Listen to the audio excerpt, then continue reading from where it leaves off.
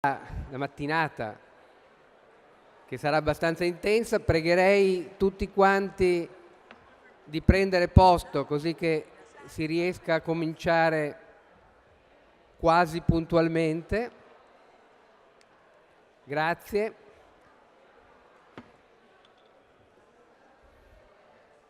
La prima tavola rotonda di questa mattinata è coordinata dal nostro ospite, il dottor Giuseppe Casale, che, come certamente tutti sapete, è il padrone di casa, è il vice direttore del Centro Internazionale di Formazione dell'OIL, che ha sede qua, in questo campus, e lascio direttamente la parola a lui per illustrare i temi e i partecipanti di questa tavola rotonda. Grazie Giuseppe. Bene, allora grazie e buongiorno a tutti e ribenvenuti al Centro Internazionale di Formazione dell'Organizzazione Internazionale del Lavoro. Oggi avremo un panel che sarà contingentato nei tempi fino alle 11, perché subito dopo di noi avremo un altro panel molto interessante, e il panel di oggi riguarderà un dibattito a livello internazionale ed europeo certamente di punta: il futuro del lavoro e anche la nuova iniziativa del pilastro europeo per i diritti sociali. Io ringrazio sin da ora il Presidente Bottini e anche l'amico Corrado Guarnieri per aver organizzato questo convegno AGI qui sul nostro campus. Ovviamente avremo ulteriori occasioni di rivederci e di lavorare insieme. Passo un attimo a presentare gli ospiti che sono qui seduti accanto a me. Abbiamo Maria Luz Vega, che è una collega, un'amica con cui abbiamo condiviso e diviso anche preparazioni di rapporti per la Conferenza internazionale del lavoro su vari temi, e oggi Maria Luz copre un ruolo importante presso l'organizzazione a Ginevra ed è la coordinatrice di questa iniziativa che è stata lanciata dal direttore generale Guy Ryder per il centenario del 2019, quando l'organizzazione compirà i 100 anni e diventerà quindi, lo è già, ma lo diventerà ancora di più, la più vecchia organizzazione internazionale del sistema delle Nazioni Unite, e coordina anche il segretariato della commissione che preparerà il rapporto sul futuro del lavoro, che verrà presentato nel giugno del 2019 alla conferenza. Maria Luz è una giurista e ci presenterà le iniziative recenti in merito. Seguirà poi Katia Leto. Katia è la Deputy General Secretary della Confederazione dei Sindacati Europei, è una giurista anche lei, una specialista del diritto europeo e anche del diritto comparato, ed è stata anche la rappresentante per tanti anni presso la Conferenza internazionale del lavoro nel gruppo dei lavoratori. Quindi sicuramente sentiremo da lei la posizione della Confederazione dei Sindacati Europei vis-à-vis questa iniziativa del pilastro europeo sui diritti sociali. Seguirà subito dopo, e la ringrazio tantissimo per essere stata qui con noi, la nostra Claire Toumieux. E Claire è un avvocato e ovviamente conosce molto bene la materia del diritto del lavoro in ambito europeo ed è anche l'attuale chair o la presidente della European Employment Lawyers Association, che è un'associazione a livello europeo che raggruppa tutte le associazioni nazionali, appunto anche come la vostra, questa dell'AGI. Quindi credo che avremo poi una posizione un po', se mi permettete, anche critica nei riguardi di a dove va o dove sta andando questo diritto del lavoro dell'Unione Europea. E poi cosa dire dell'amico Antoine Lioncan? Antoine ne abbiamo fatte parecchie insieme anche nel passato. Io mi ricordo quando ero stato mandato subito dopo la caduta del muro di Berlino nei paesi d'Europa centrale e dell'Est. Antoine ci ha aiutato tantissimo nel darci quell'apporto intellettuale, quell'apporto legale per aiutare questi paesi dell'Europa centrale e dell'Est a mettersi con l'acquis communautaire prima di entrare a far parte dell'Unione Europea. Certo, se riguardo a quello che abbiamo fatto nel passato e a quello che sta succedendo oggi, mi pongo alcune questioni. Però lo lasciamo dire ad Antoine. Ad Antoine gli chiederemo in particolar modo dove stiamo andando, se stiamo andando e chissà che cosa ci aspetta il futuro. Bene, voi avrete l'interpretazione simultanea in ovviamente italiano, inglese e francese. Quindi i nostri ospiti saranno liberi di esprimersi in inglese o in francese a secondo di come se la sentano. Io poi, dopo un loro primo intervento, e darei un 10, massimo 15 minuti ciascuno, riprenderei la parola per porre ancora una o due questioni generali e se ci sono domande da parte vostra, ben vengano, però cerchiamo di terminare alle 11 perché così avremo il meritato coffee break e subito dopo avremo il panel chaired by il mio professore Tiziano Treo. Grazie Presidente. Bene, senza alcun indugio passiamo immediatamente quindi la parola a Maria Luz. Maria Luz, please, the floor is yours. Ti ringrazio, caro Giuseppe, e l'italiano è finito.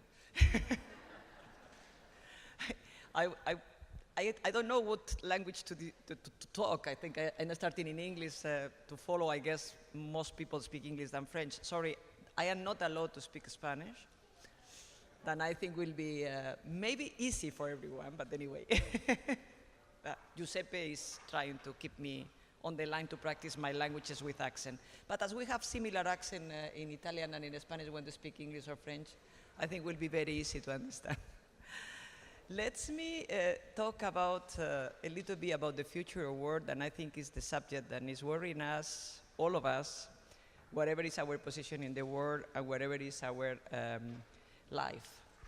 In a way, if we think around, we think what is happening today. I don't think in the last 50 or 60 years we have been living in this situation or sensation that we are in a period of inequality, instability, and insecurity for many reasons. I think we are living in a moment that everybody is completely lost, is feeling that things are not in the same way that has been in the last 10 years, and there are many reasons to think that things are really changing. In fact, what is happening today is what the Pope Francisco has been talking in the Laudatio Si, like it's a very particular word. He said the rapidization, and he used the same word in French or in Spanish. They say rapidización y rapidización. Then we are living in a world that is changing so quickly that it's impossible even to catch in a normal way. I say we are unable to catch up what is happening. Which are the main aspects that we can see that is happening in this world that we are living? I think the first big change we are observing is, of course, technologies. What is happening with the technologies, I don't need even to explain, but how the technologies are changing our life is impressive, and it's changing not only the way of living, but of course what is happening with the world of work. I will come back a little bit later about this particular issue. Technologies is not only changing in terms that we are working with robots or with automatization. We need to think a little bit what is happening with words like the big data, the knowledge economy. This is an enormous challenge for all of us.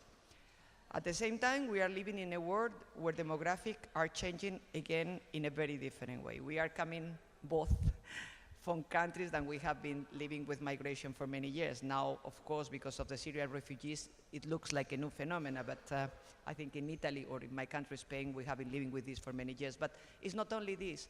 Demographics are changing. All regions are becoming stuck in terms of demographic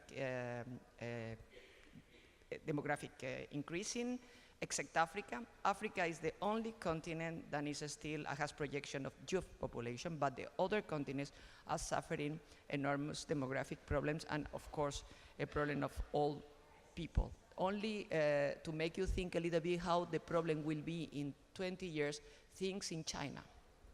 China, with a policy until 2 years of one child and with a population of billions, then we'll have in 2013, I will tell you only one example.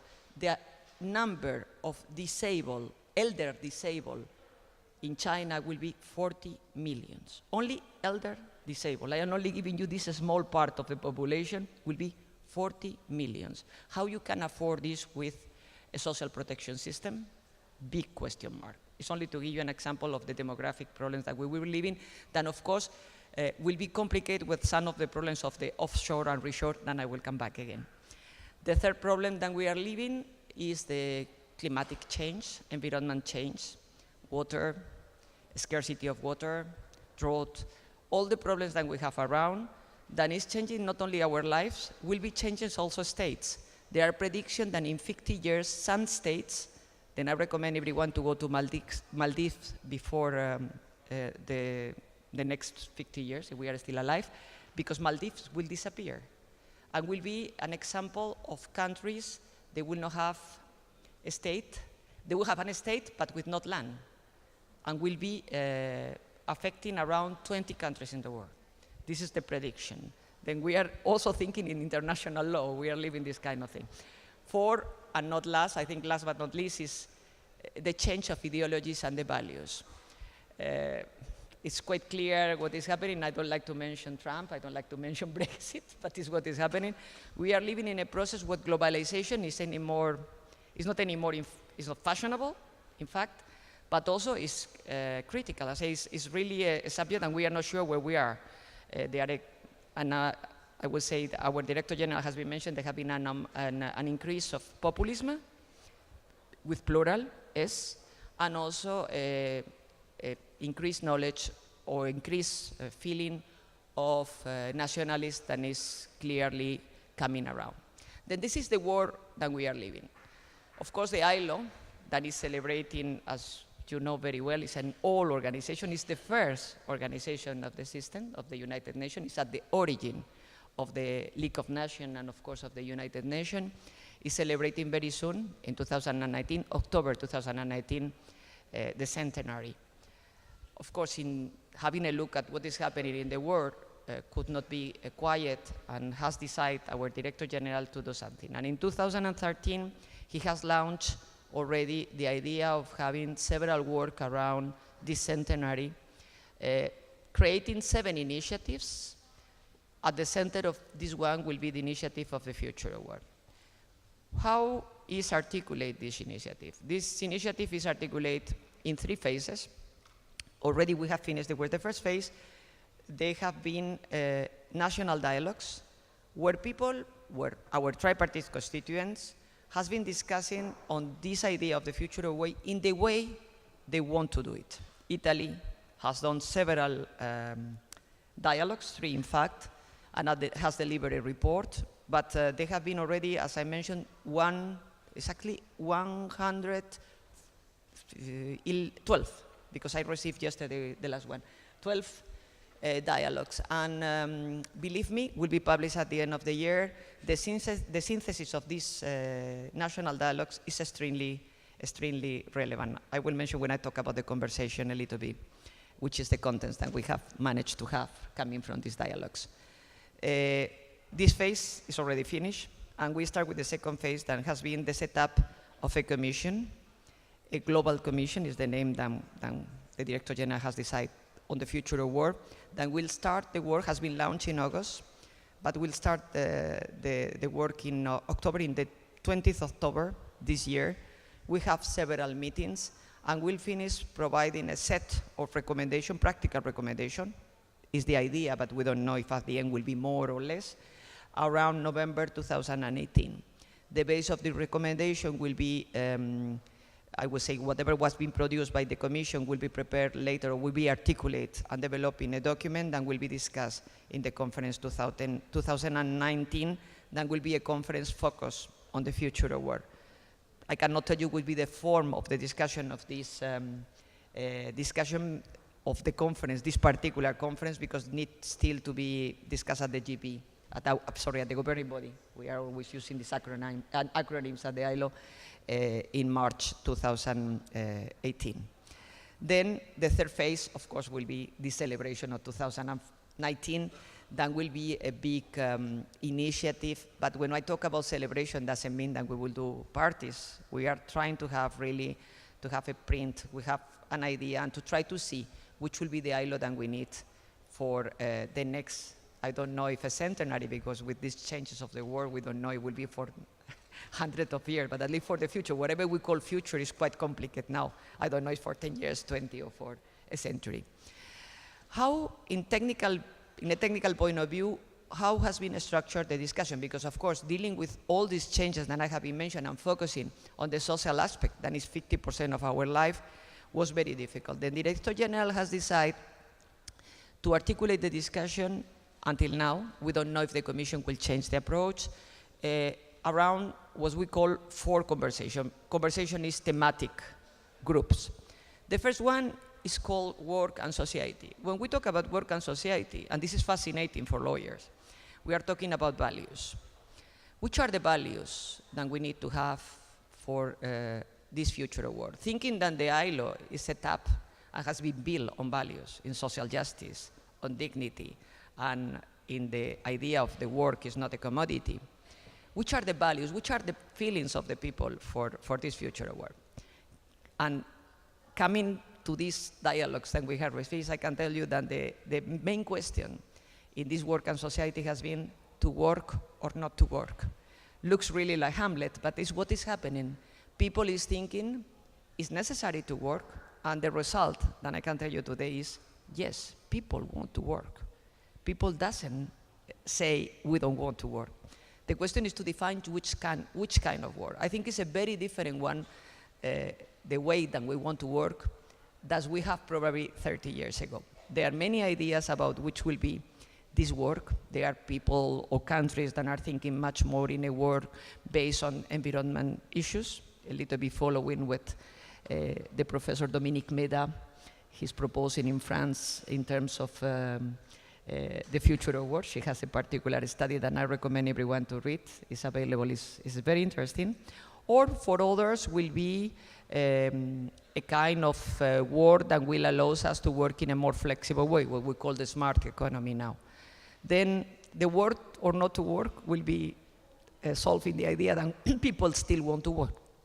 But related to work and society, we are also facing problems like the so-called 24 hours, 7 days society.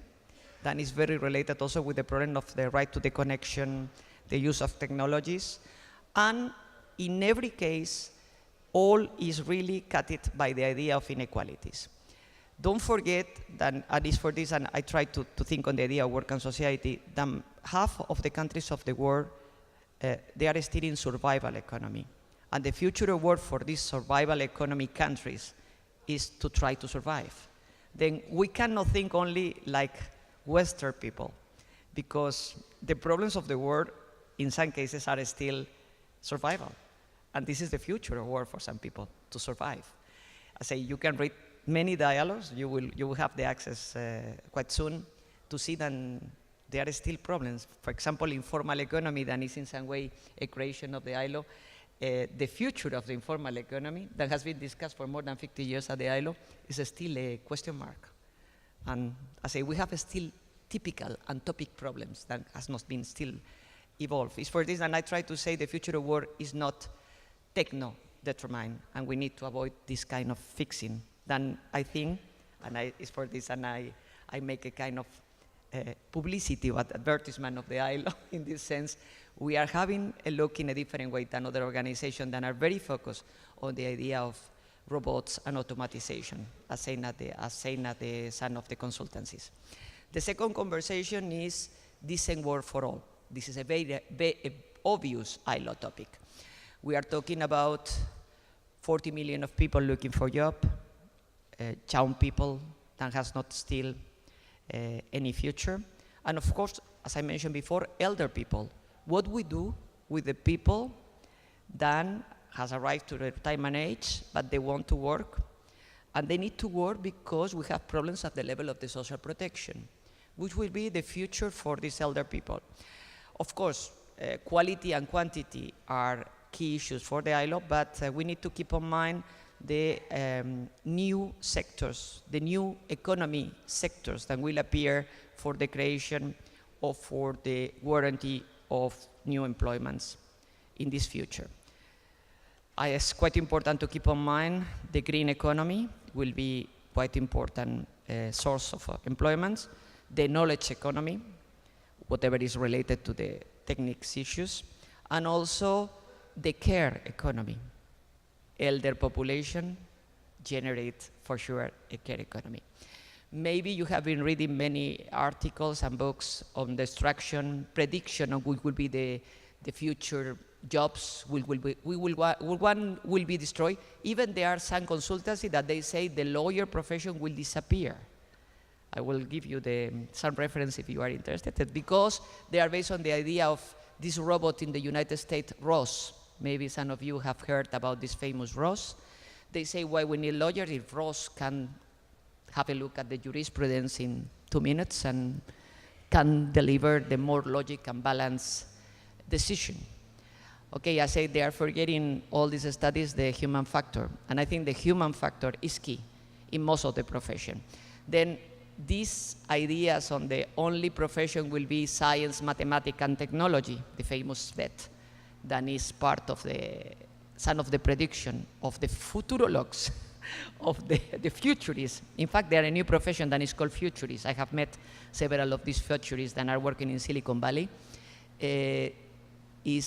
I think, is not taking into consideration that the human being still exists and they have something to say.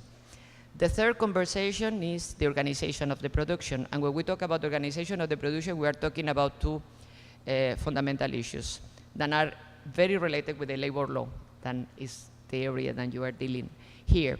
The first one is the new employment relations, whatever we call. It is clear that we have an important increase of independent workers, and I'm talking about legal independent workers, an important increase of the feeling of some people and workers to be independent.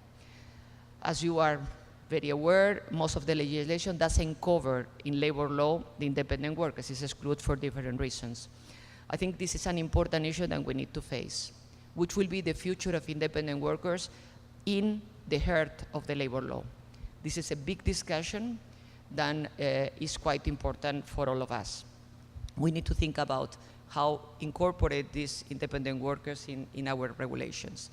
Also, of course, I will not enter on the discussion of the different problems related with employment relationship related to the on-demand economy, gig economy, platforms. I guess Valerio Di Stefano, that was here yesterday, was talking a little bit about his studies, and he knows better than me whatever is dealing with this, what we call non-standard forms of work, even if I am not very pleased with the terminology. It's not my decision. The second part of the organization of the production is related to the organization in general in an external way, supply chains. But I think we need to have a look at the supply chains in a different way, because of course they have been in the last 10 years a kind of offshore. All are aware of the production in China, India, Bangladesh, Pakistan. But with the new technologies, there are predictions now that most of these offshore enterprises, because of the result of the technique, the application of the technique, in particular of textile and other areas of services, will be offshore. And countries like China will lose around 50% of the employment that has been offshore before. And in India, the calculation, the estimation are on 70% of the employment that has been created because of the supply chains. Then we are now facing a problem of the supply chains, a new problem related to the supply chains that will be the offshore. Because for example, the use of the 3D printer, then again, there are estimations that most of the production of the textile in 10 years will be done with 3D printers. It's moving very fast.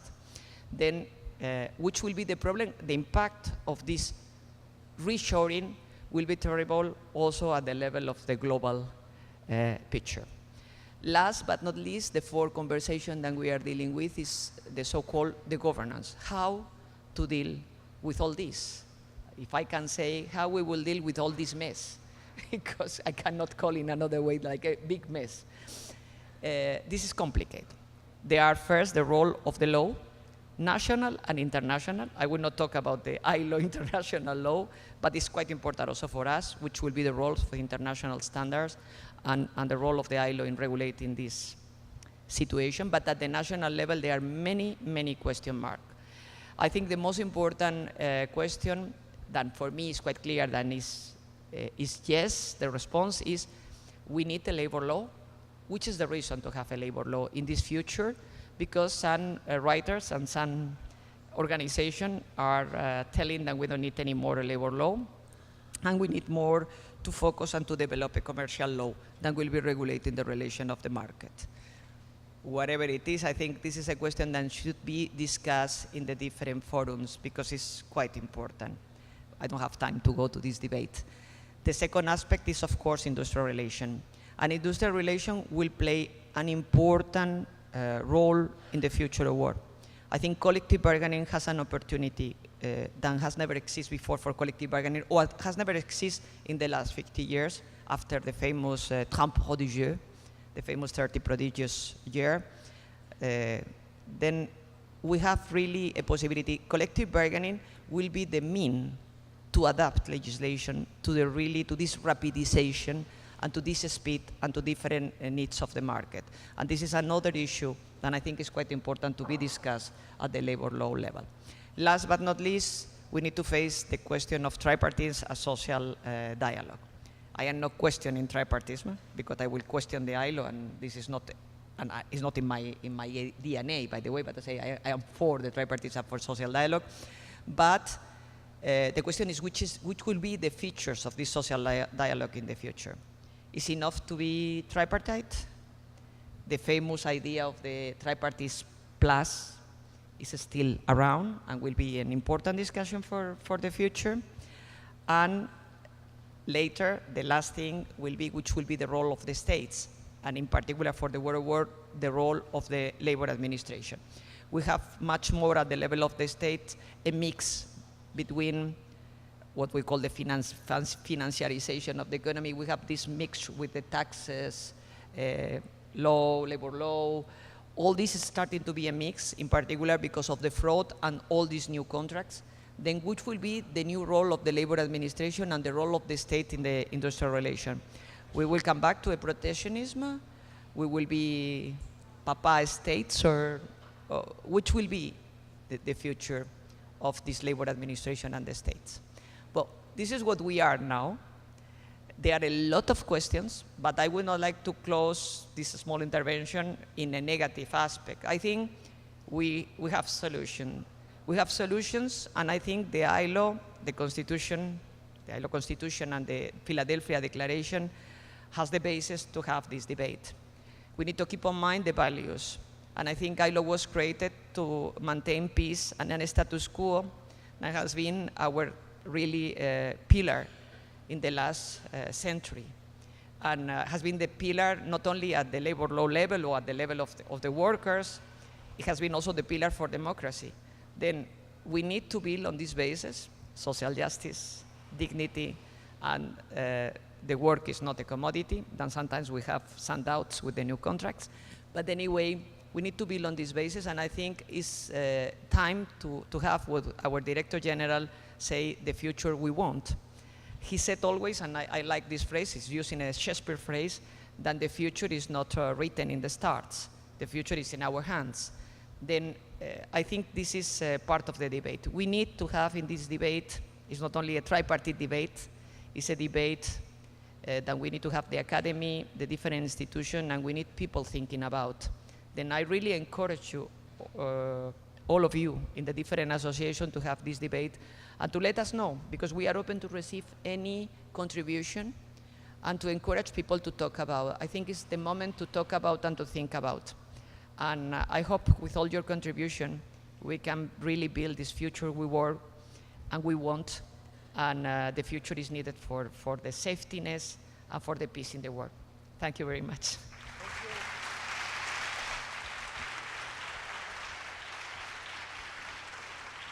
Thank you. Thank you so much, Maria Luz. Thank you so much also because you have put it on the table many cards. And we know that we now need to know exactly how to play this new game. I would like to remind the participants in the room, Maria Luz was referring to the many dialogues that are taking place in several member states of the organization. And one of the major contributors to these dialogues, plural, has been the National Dialogue on the Future of Work of Italy, under the coordination of the Ministry of Labour of Italy, of Minister Poletti. And recently, I think 3 or 4 weeks ago, the contribution, the written contribution, which is posted also on the website of the Minister of Labour, has been handed over to the Director General of the ILO. So also Italy as a country is contributing to this very in-depth reflection. Now, let me move to Europe. And let's see what Katia Leto would like to say on the social pillar, which is also a very strong, important initiative supported also by the International Labour Organization, because there is a lot of synergy right now between the ILO Geneva and the Commission in Brussels, particularly in the social sphere. Katia, please. Thank you, Giuseppe. Good morning to all of you. It's nice to be here. It's very sunny on this stage, but Turan clearly shows its beautiful sides. It's great to be at the Turan Center of the ILO. Good to hear you and see you all here. And by the way, it was very rainy in Brussels, so this is much nicer. So European Trade Union Confederation is the trade union European center covering 45 million members all over Europe. And I would like to share some of our views and vision of Europe and how it should be for the workers that we represent. We have at the European Trade Union Confederation the vision that Europe should really be a social Europe. During the crisis years, we did see a lot of cuts and also dismantling of collective bargaining structures, collective bargaining mechanisms. And now that we hear that the economy, we see that the economy is slowly recovering, we clearly see that it is time to react on the social field. This means that workers should have their rights that are existing, that they are to be enforced fully, and we also see the need for new labor rights. We clearly see that Europe is not a free trade zone where economy is only to be taken into account, but really that social issues are that matters to people, to workers, and to their families. As a general line, I can already now say that the European Trade Union Confederation has welcomed the social pillar, the European Pillar of Social Rights of the European Commission. Before going into that in more detail, I would also like to share with you some of the concerns where we are today in Europe, in the world of work today, and how it maybe look like in the future. I will concentrate especially on the precarious work and on the employment situation. We see that there's an increase of jobs. Also, the Commission says that yes, and we have employment figures that show that unemployment has decreased. What is a big worry to us is that the jobs created are not full-time. They are not jobs that people can always live on, and this is our big concern. Precarious work as such has increased, especially during last years and during the crisis. The Commission says that during 10 years' time there are 11 million more Europeans working part-time and 3.5 million workers more working on fixed-term contracts. So this is clearly the trend, and the precarious work is increasing.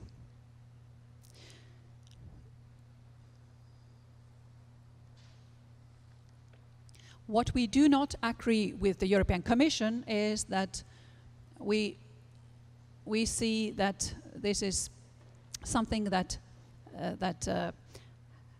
or we see that there's ways to tackle this and really to use the existing tools to tackle the issue. For instance, the European semester that was created during the crisis years. So we see that the European Commission can also raise the issue of quality jobs that Maria also raised when it approaches the member states on the semester process. So when the Commission says that most of the newly created jobs are good quality jobs, our members clearly do not share this view. And that's why it must be really a thing that we all have to be aware of and tackle. We think that good quality jobs should really include issues like good wages. Commission talks about decent wages at the pillar. We see that during the crisis, really the wages did not they were not developed as they could have been. We see that now that we are getting over of the economic, the bad economic situation, we see that also the internal demand internal demand must be increased, and workers should also have better wages. We see that good quality jobs need the component of access to standard employment and job security. Actually, job security is something that the pillar does not so much discuss. The pillar does discuss about lifelong learning and safety and health at workplaces, which is good. On working time, we see at the trade union side that there should be reasonable working time. We are very concerned on the other side of the very long working hours, but also we are very concerned of the 0 hours contracts. The pillar does have content on and proposals on work-life balance. That's also to do with working time. I will come back to that. We also see, of course, that good quality jobs should entail collective interest representation and really collective bargaining, which also was one of the issues that Maria already tackled. So the quality of jobs, not only quantity, this is very important. And when we hear that some politicians are very happy with the new employment figures, it's important to remember that this is not the whole truth. Actually, it is also the European Central Bank that has counted that there's a slack in the labor market. That means that in addition to unemployment, there's also a lot of underemployment. It's part-time, and really this zero-hour work. People are self-employed. So we see that this should be looked at in a more general view, the whole issue of employment. There's one figure what is quite interesting also concerning the hours of work. Actually, even though we say that employment is getting better, we hear that also from various sources from Commission too, and that's true. The number of worked hours has not come to the level of pre-crisis. So we see that there's a lot of employment, but not really the standard employment.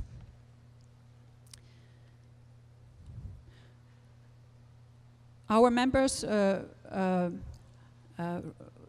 tell about the inequality at work. It's in work poverty also that is reported. And here also we have very worrying figures for the time being, even in Europe. Even in Europe we can see that 1/4 of Europeans are at risk of poverty. And that is exactly, even if we count the number, it's 119 million Europeans. And 1/4 of young people are at risk of living under the poverty line. So this is the Europe we are living in, and this is the reality that we are in. And that's why it's very important that this side is also discussed in the general discussion, not only talk about the economical situation and the slight recovery that we are living in.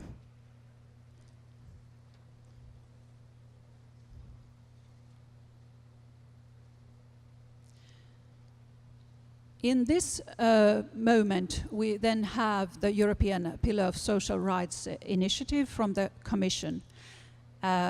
We have the initiative, we have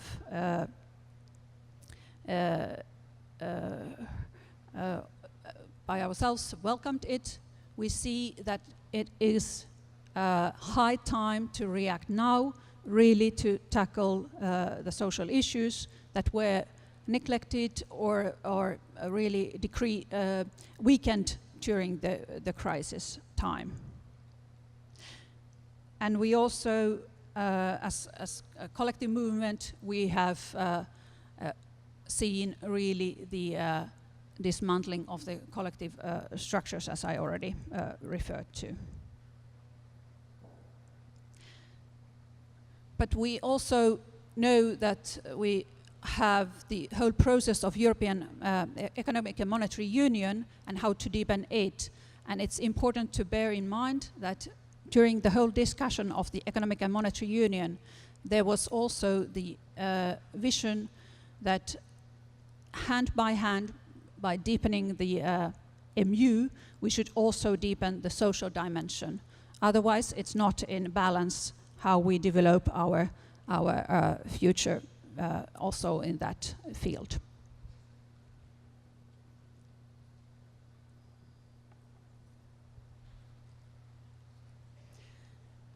So going to the European Pillar of Social Rights, It has 20 principles in there. Part of them are legislative proposals and part of them are non-legislative proposals. And at the European Trade Union Confederation, we are positive to those 3 legislative proposals that are included into the pillar. In the pillar, there are proposals concerning better work-life balance. There's also a proposal concerning what to inform to workers, the written statement directive, to revise that directive. And there's also the whole discussion of social protection and what would be the answer to the issue of access to social protection. So we are positive to these legislative proposals, and I will mention some of the details on them. But all in all, first of all, we think that now that the principles are there, there should be also a fast proclamation of the whole 20 principles, including those legislative proposals. The European Pillar of Social Rights should be agreed by the EU member states, and the European Parliament also should agree to it. What we are clearly urging is that the member states should proclaim it and then move forward to implementing the content. We think that the proclamation should be done already this autumn. Now closely, it's the economic, the Employment Council in October, and the Gothenburg the Gothenburg Summit in November. But further to the principles, there should really be action plan how to move forward and what to do with those 20 principles. We see that these 20 principles should all be put forward, and we are really clearly waiting for the Commission to come with proposals on action plans. We also see that it's not only about the member states and Council and the European Commission, Parliament that are working with these issues. We think that also European Central Bank and Court of Justice of the European Union should also see the social rights and also those that are inside of the pillar, and secure those rights.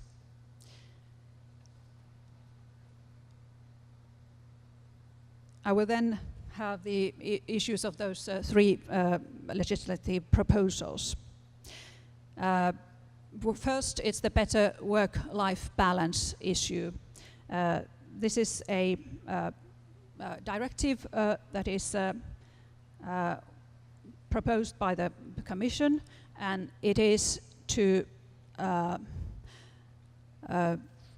really work for better rights for parents. There's an introduction of a individual paternity leave, also carers leave, and we think that in order to make the work-life balance better, this proposal for a directive is important, and we support it. It's actually already at the European Parliament. But there are also these issues what should be informed to workers. At the written statement directive, there are a list of things that should be informed to workers. Here we see that this kind of list should be extended. We also think that it's not we think that it's not enough to talk about normal working hours. Workers should also be informed about minimum and maximum working hours, and notably not to accept any more just 0 hours contracts. We see that all workers should be included in this scope of the directive. That means that non-standard workers and also self-employed workers should be included.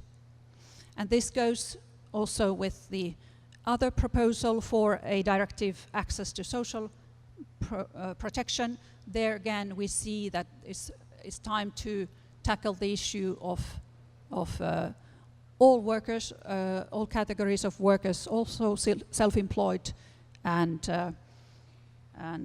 the non-standard workers. There's also, in addition to these 3 legislative proposals, there's also ongoing revision of the posting of workers directive, and there too we are pushing for its approval and its revision. It is in addition to the pillar, because it was already initiated earlier, as certainly many of you know.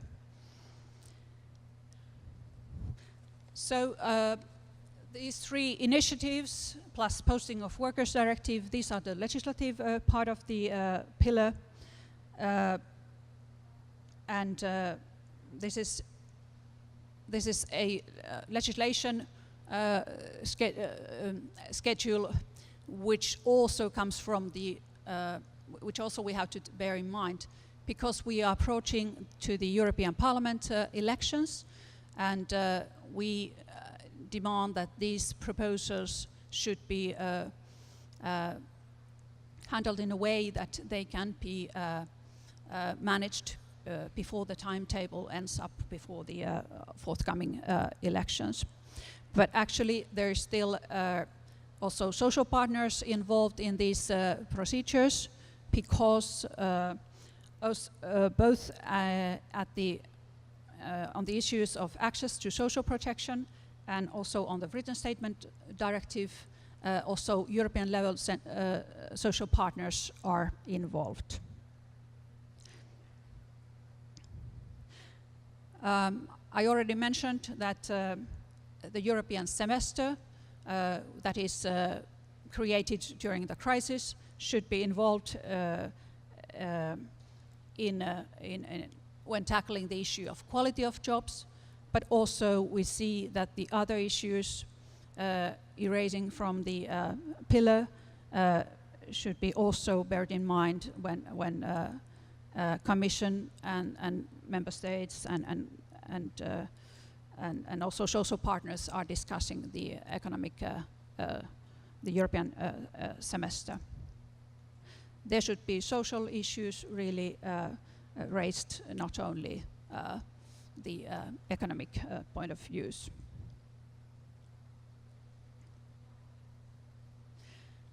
Last but not least, we as ETUC have raised also the issue of a wage pay rise campaign, and this is also the issue that we want to raise also vis-à-vis to these proposals, vis-à-vis to the pillar. As I already said, there are mentioned, the pillar mentions decent wages, but we see that pay rise in general is needed.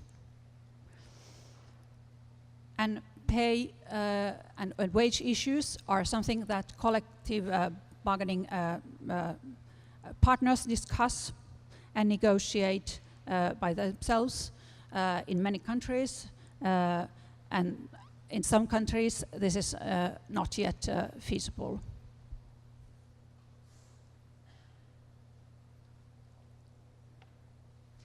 But in those countries where collective bargaining social partners are negotiating wages. We really push for that, and we see that in those countries where collective bargaining structures are not yet there, also European Union has a possibility to strengthen and push for increased social dialogue, but also collective bargaining. And this is an issue which is, the collective bargaining is mentioned in the pillar, but we see that wage issue is important, but mainly we really encourage the collective bargaining partners to negotiate. If not, there should be the minimum statutory minimum wages also increased at the member states.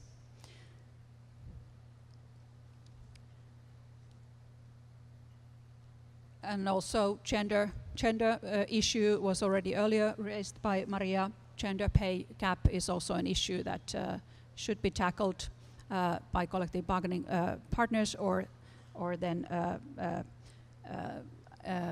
it's also a matter of the negotiations. All in all, I would say that the European, to summarize, really the European Parliament elections are approaching, and we see that with this European Pillar of Social Rights, the social issues are on the table. They have to be proclaimed. They have to be put in action. If social issues are not tackled properly, or if these legislative proposals, for instance, if they are not going forward, there is a clear message before the elections that social issues are not what they were supposed to be when this current commission started. It was the discussion of a AAA on social issues, and we see that it's high time to act now and act before the European Parliament elections, and to show that this commission really comes up with its promise. Thank you.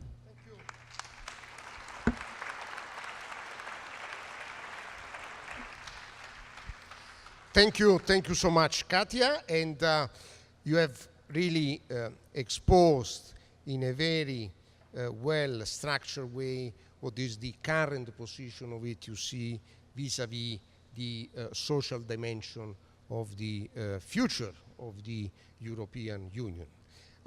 Now, in mentioning the various initiatives that the European Commission is undertaking, you mentioned also, I think, the Worker Statement Directive, which I think is a quite important one, on which also I think Claire, from her point of view, from the association that she represents, as also is contributing to the current revision debate.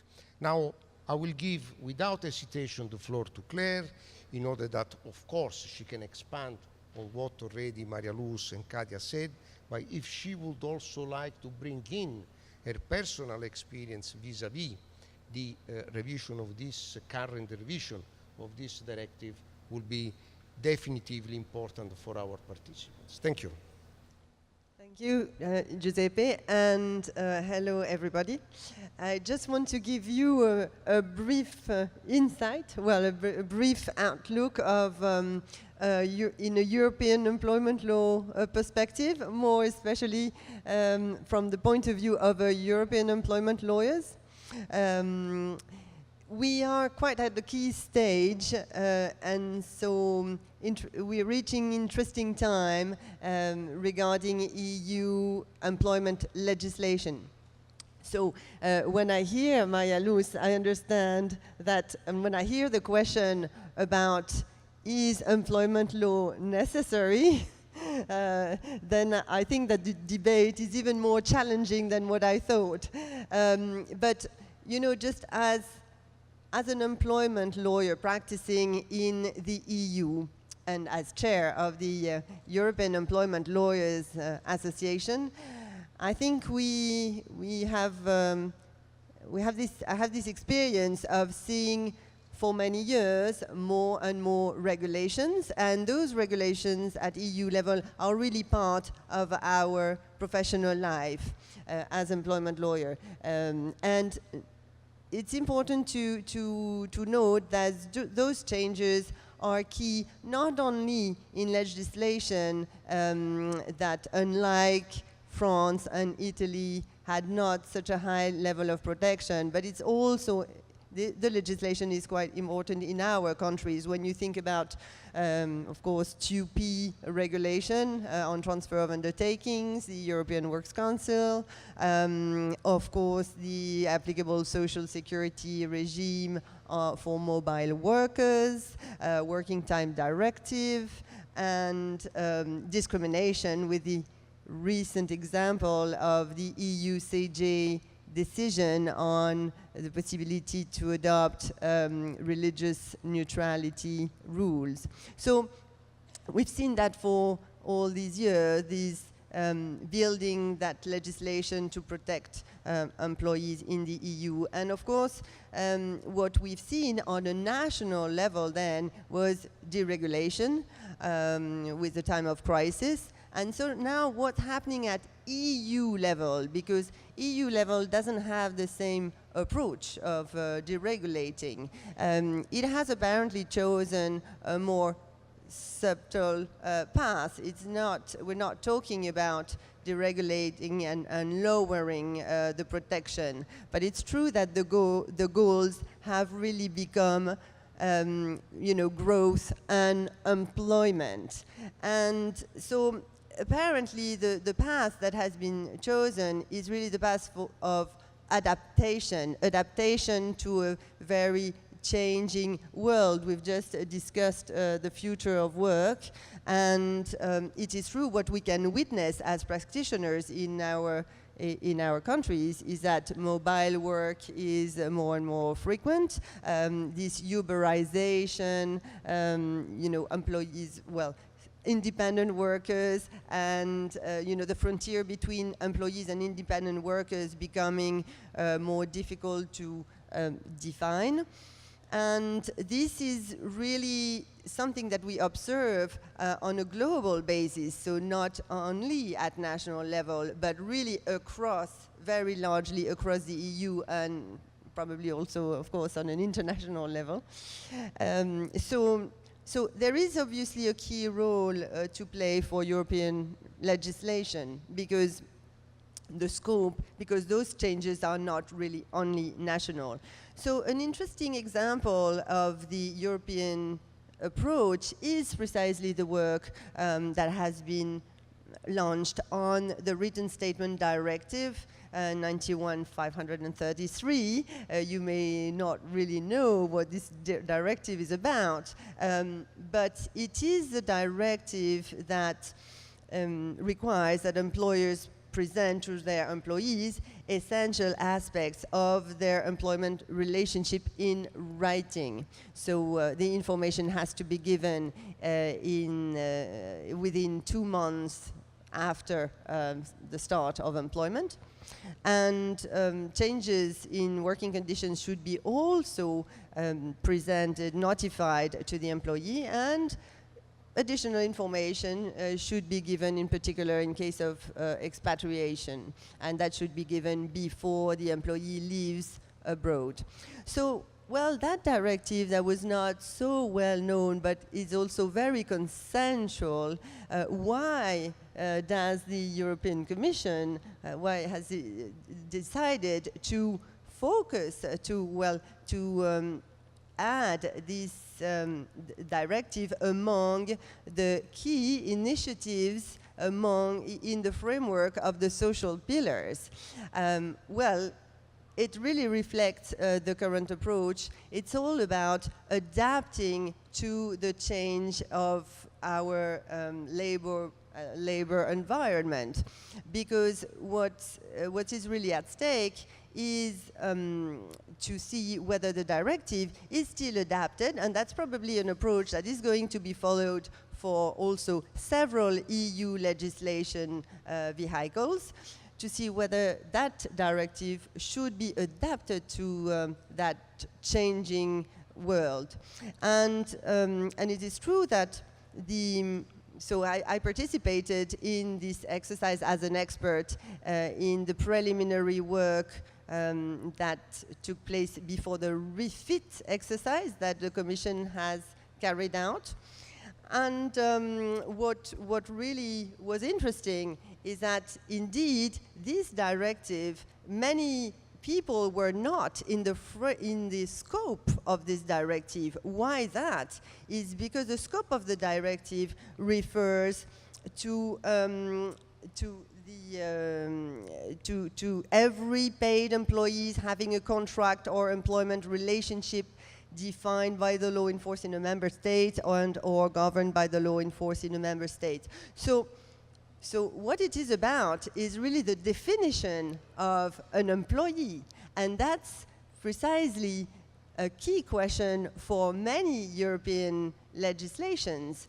So it left aside the category, for instance, of workers and the zero-hour contracts that are not in the scope. So hence, really the need to review, starting by that directive, but there will probably be others, to review European legislation in light of the changes of our world of labor.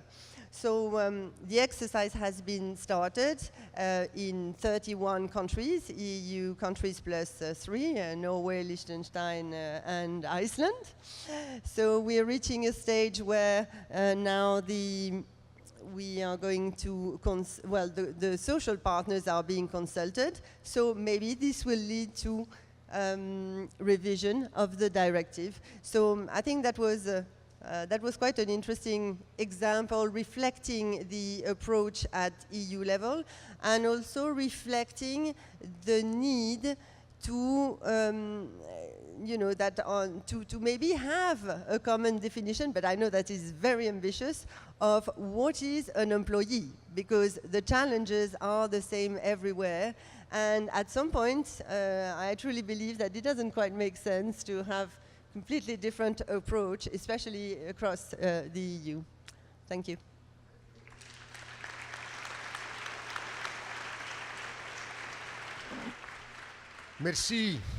Merci beaucoup, Claire. Thank you very much. It's interesting that in listening Claire, I was just recalling what we in the ILO have done in 2006 when we actually approved the recommendation 198 on the employment relationship, and our first question was, who is the employer? And now is the definition of the employee. So the problem, employeur, toujours. Alors, venons à nous. Antoine, je te laisse la parole maintenant pour faire quelques réflexions sur tout ce qu'on a dit jusqu'à maintenant. Et moi, je sais que tu es toujours un peu provocateur, et donc je te laisse dire ce que tu veux. Tu as 10 minutes parce que j'aimerais bien reprendre la parole entre vous immédiatement après. Merci. Sì, sono molto contento e molto onorato d'essere qui, mais je vais parler en français.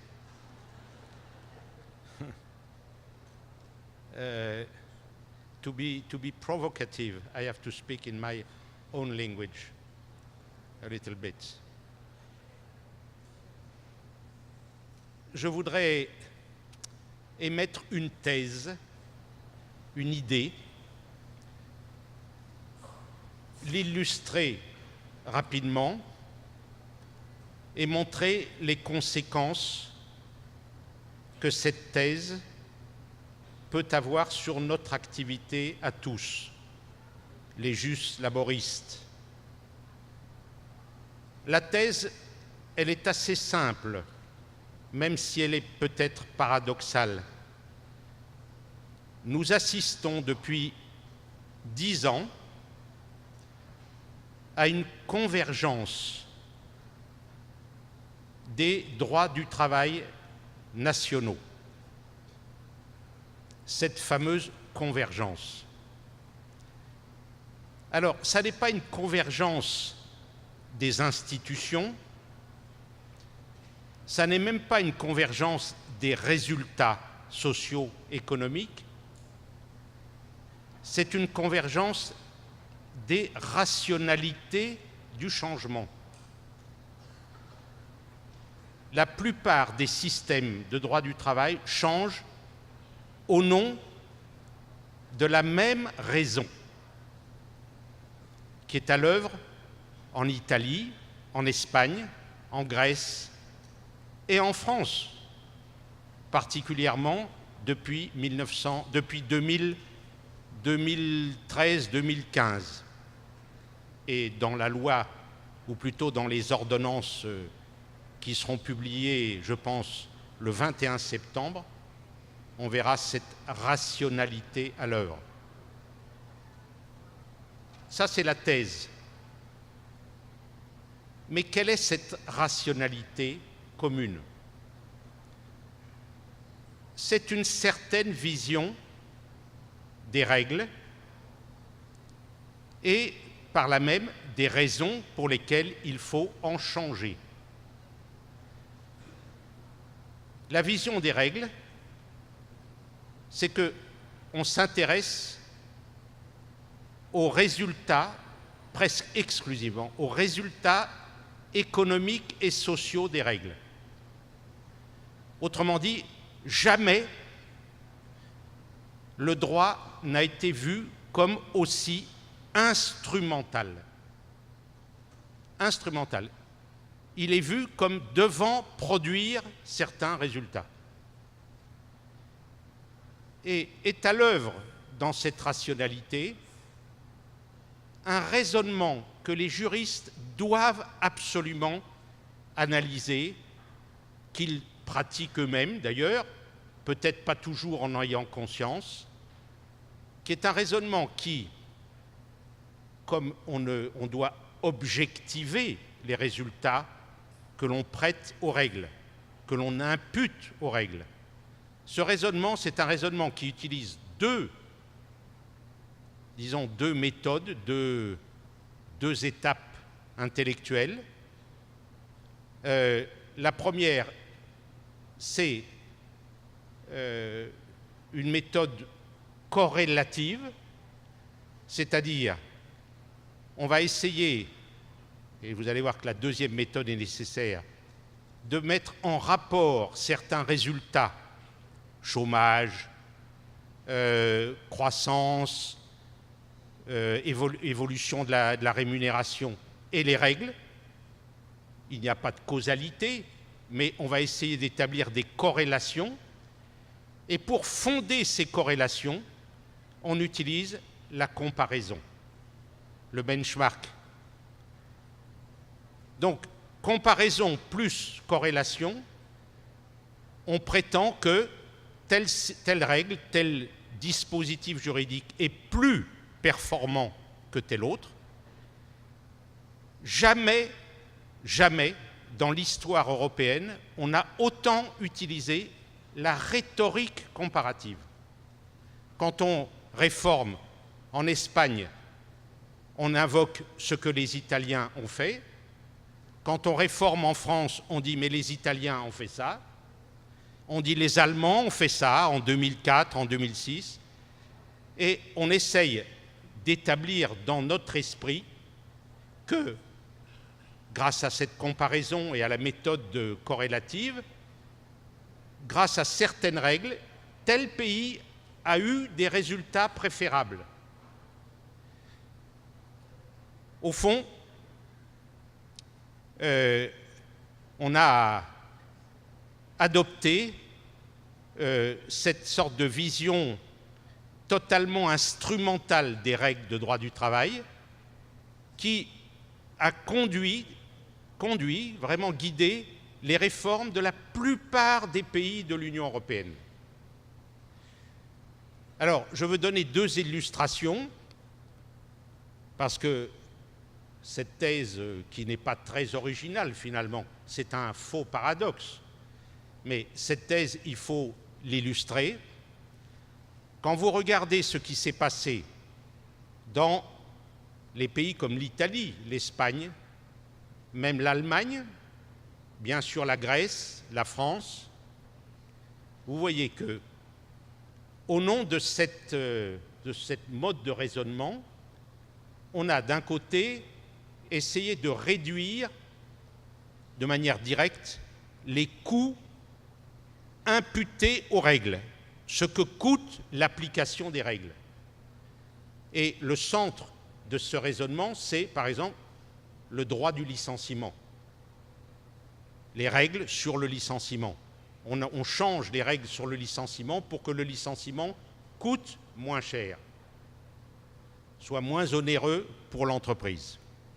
Donc, tous les pays ont connu, tous, des évolutions plus ou moins radicales du droit du licenciement, qu'il s'agisse du licenciement pour motif subjectif ou qu'il s'agisse du licenciement pour motif objectif. Je dis tout de suite, les Français n'ont pas cette distinction, mais les Italiens l'ont. Bon. Donc, ce raisonnement a conduit de manière d'abord directe à tenter de manière draconienne de réduire les coûts attachés à certaines règles, dont celle sur le licenciement. Mais l'illustration la plus peut-être parlante, la plus édifiante, c'est la réintroduction massive dans le droit du travail